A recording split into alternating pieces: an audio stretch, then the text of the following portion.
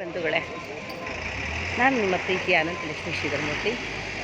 ಇವತ್ತು ವಸಂತಪುರದಲ್ಲಿ ಭವಾನಿ ಶಂಕರ ದೇವಾಲಯದಲ್ಲಿ ಜಾತ್ರೆ ತೇರು ನೋಡಿ ಸಿದ್ಧವಾಗಿದೆ. ರಥೋತ್ಸವಕ್ಕೆ ಎಲ್ಲ ರೆಡಿಯಾಗಿದೆ ಬಂಧುಗಳೇ. ನೀನು ಕೆಲವೇ ಕ್ಷಣಗಳಲ್ಲಿ ರಥೋತ್ಸವ ಆಗತ್ತೆ.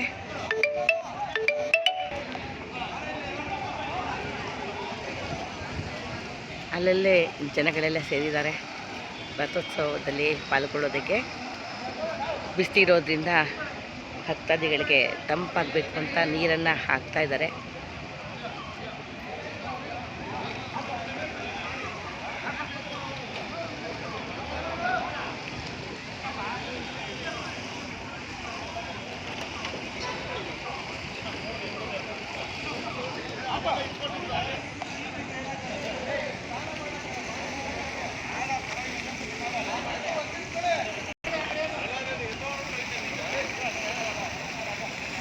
ರಥದ ಅಲಂಕಾರವನ್ನು ನೋಡಿ ಬಂಧುಗಳೇ, ಎಷ್ಟಾಗಿ ಅಲಂಕಾರ ಮಾಡಿದ್ದಾರೆ.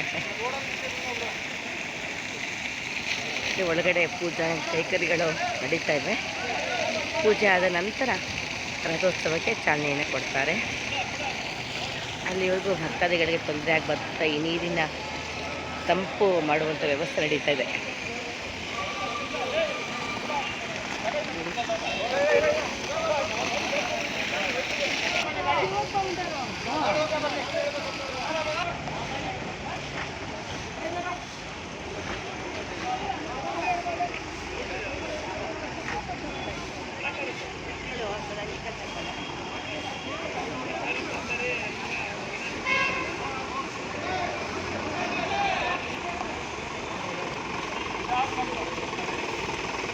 ಇಲ್ಲಿ ಸಮೀಪದಲ್ಲೇ ವೆಂಕಟೇಶ್ವರನ ದೇವಾಲಯ ಕೂಡ ಇದೆ ಬಂಧುಗಳೇ.